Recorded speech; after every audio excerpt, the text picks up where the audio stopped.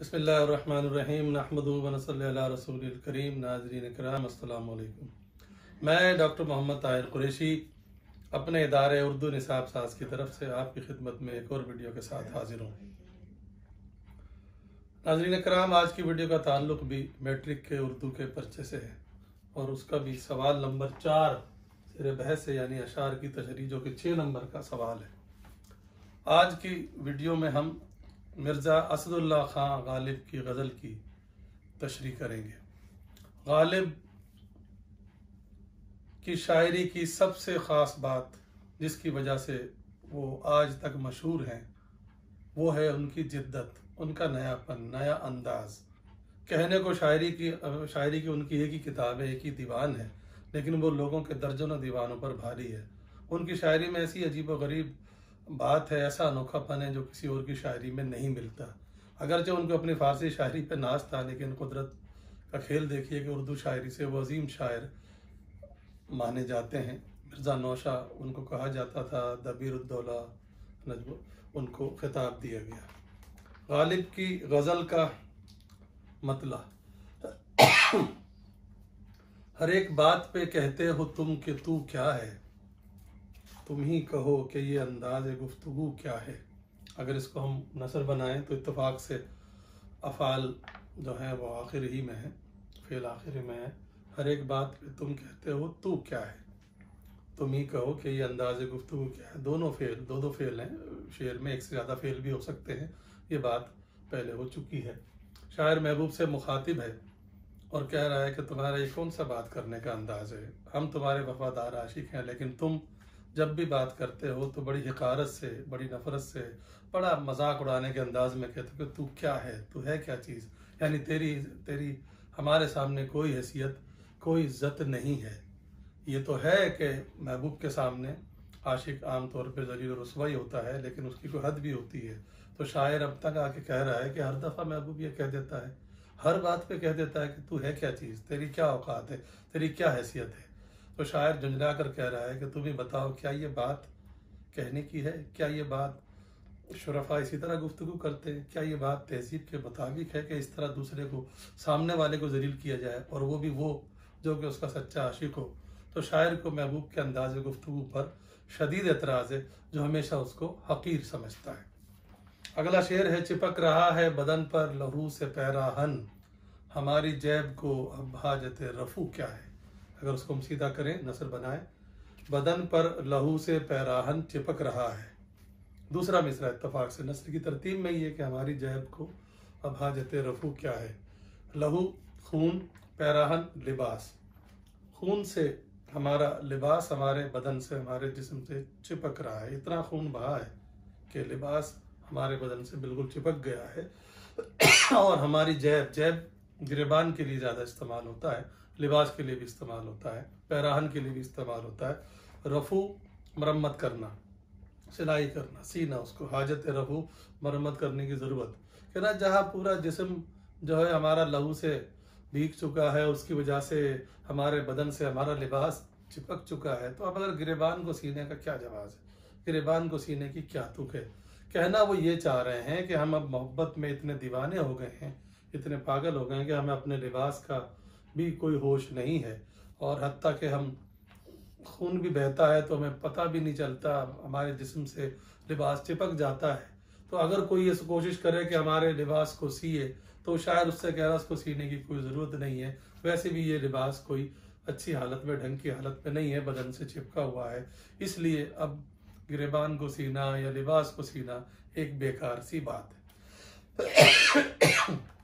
अगला शेर है, जला है जिस्म जहां दिल भी जल गया होगा, कुरेदते हो जो अब राख जुस्तजू क्या है। शायर कह रहा है कि मोहब्बत, इसमें इत्तफाक अगर हम नसर बनाए, जहां जिस्म जला है दिल भी जल गया होगा, ये इस तरह बनेगा। अब जो राख कुरेदते हो जुस्तजू क्या है, नसर ऐसे बनेगी। अब शायर कह रहा है मोहब्बत की आग ने हमें जला के राख कर दिया है।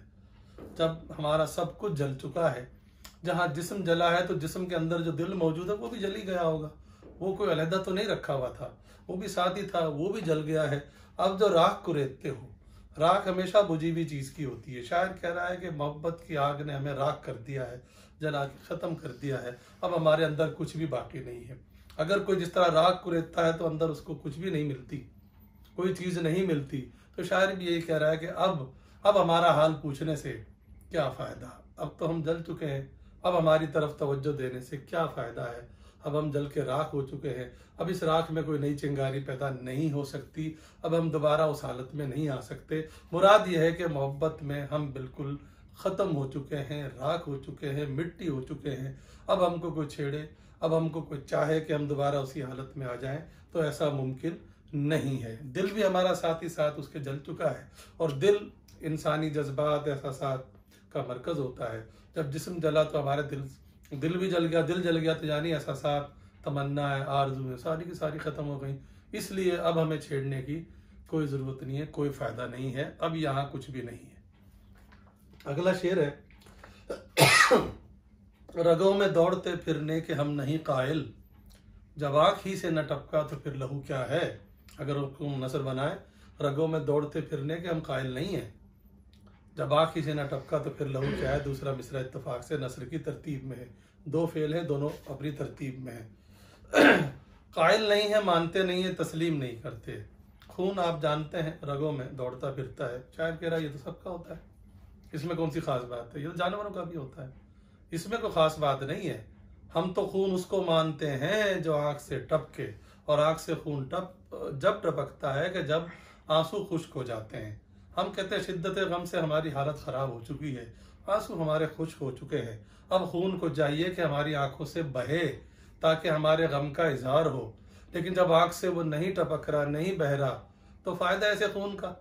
ऐसे खून को हम बिल्कुल पसंद नहीं करते, जब जो आंख से ना टपके, यानी हमारी मुसीबत में, हमारी परेशानी में हमारा साथ ना दे। अगर आंख से खून टपकता तो शायद थोड़ी सी हमें तस्कीन होती, थोड़ी तसल्ली होती, लेकिन आंख से तो टपक नहीं रहा और रगों में दौड़ता फिर रहा है, तो ऐसे खून को हम कोई अहमियत देने को तैयार नहीं है। खून तो वो है जो हमारे दर्द गम में हमारा साथ दे और हमारी आंख से बहे, ताकि दुनिया वालों को पता चले कि हम कितना ज्यादा दुखी हैं, कितना ज्यादा परेशान हैं। अगला शेर है, रही ना ताकत गुफ्तार और अगर हो भी तो किस उम्मीद पे कहिए कि आरजू क्या है। ताकत गुफ्तार ना रही और अगर हो भी तो किस उम्मीद पे कहिए कि क्या आरजू है। ये नसर इस तरह बनेगी। ताकत गुफ्तार, गुफ्तार कहते हैं बात को, गुफ्तगू को, बोलने की ताकत, गुफ्तार बोलने की ताकत। कहना अब तो हमें बोलने की ताकत भी नहीं रही। पहले तो हम फरियाद करते थे, दरख्वास्त करते थे, गुजारिश करते थे, लेकिन जब हमने देखा कि हमारी दरख्वास्त का, गुजारिश का, फरियाद का किसी पर कोई असर नहीं होता, तो हम चुप हो गए। हम चुप हो गए तो गोया हमारी बोलने की ताकत ही ख़त्म हो गई। तो शायर कह रहा है हमें बोलने की, गोयाई की ताकत बिल्कुल ख़त्म हो गई है। और अगर फ़र्ज़ कीजिए वो बहाल भी हो जाए, अगर हम बोल भी सके, तो किस बिना पर, किस उम्मीद पर बोले, किस तवक्को पर बोले कि हमारी क्या आरजू है, क्या ख्वाहिश है, क्या अरमान है, पहले कौन सी पूरी हुई है जो अब पूरी हो जाएगी। तो शायर को यह है कि चूंकि सारी ज़िंदगी हम नाकाम और नामुराद ही रहे, हमने बोल के भी देख लिया, अर्ज तमन्ना करके भी देख लिया, गुजारिश करके भी देख लिया, दरख्वास्त करके भी देख लिया, लेकिन जब हमें कुछ हासिल हुआ ही नहीं तो हम चुप हो गए, गोया हमारी बोलने की ताकत ख़त्म हो गई। अब अगर बोले तो किस बुनियाद पे बोलें, बोलने से कौन सा हमें हमारी मंजिल मिल जाएगी, हमारा मकसूद, हमारा मकसद जो हम चाहते हैं वो हमें मिल जाएगा। हमें तो किसी बात की कोई उम्मीद नहीं है। ये मुकम्मल नाउमीदी का शेर है। आखिरी शेर मकता है, हुआ है शह का मसाहिब फिरे है इतराता, वगरना शहर में गालिब की आबरू क्या है। इसको हम सीधा करें तो शह का मसाहिब हुआ है, इतराता फिरे है, वगरना शहर में गालिब की क्या आबरू है। शह का मतलब बादशाह, मसाहिब करीबी साथी, इतराना फख्र करना, नाज करना, अखड़ना, दिखावा करना। शायर कह रहा है जब से बादशाह का करीबी साथी बनाया है, जब से बादशाह ने उसको अपने करीब किया है, बड़ा इधराया हुआ फिर रहा है, बड़ा नखरे में फिर रहा है, बड़ा नखरे में घूम रहा है। वगरना शहर में गालिब की कोई आबरू नहीं है, कोई इज्जत नहीं है, गालिब ने नाम अपना लिया है। मक्ते का शेर है और मक्ते में तखल्लुस आप जानते हैं कि आता है, नाम अपना लिया है, लेकिन बहुत का ख्याल है कि ये उनके दौर के शायर शेख मोहम्मद इब्राहिम ज़ौक़, जो कि बहादुर शाह जफर के उस्ताद थे, उनकी तरफ छोट है। पहले ये रिवाज था कि अपना नाम लेकर दूसरों पे बात करते थे, अब भी कुछ लोग ऐसा करते हैं। तो गालिब ने दरअसल अपना नाम लेके ज़ौक़ पर चोट की है और कहा है कि जब से वो बादशाह के करीब हुए हैं तो उनका तो दिमाग ही नहीं मिलता, वो तो पता नहीं अपने आप को क्या समझते हैं और शहर भर में ऐसे घूमते हैं जैसे बहुत बड़ी चीज़ उनको हासिल हो गई हो। हालांकि अगर वो बादशाह के करीबी साथी ना बनते तो उनको कोई पूछता भी नहीं। तो बहुत से लोगों ने कहा कि असल मतलब ये है। तो नाज़रीन कराम, गालिब की पूरी गज़ल की तशरीह आपकी खिदमत में पेश की गई। अभी मज़ीद इसकी तशरीहात की वीडियो बाकी हैं।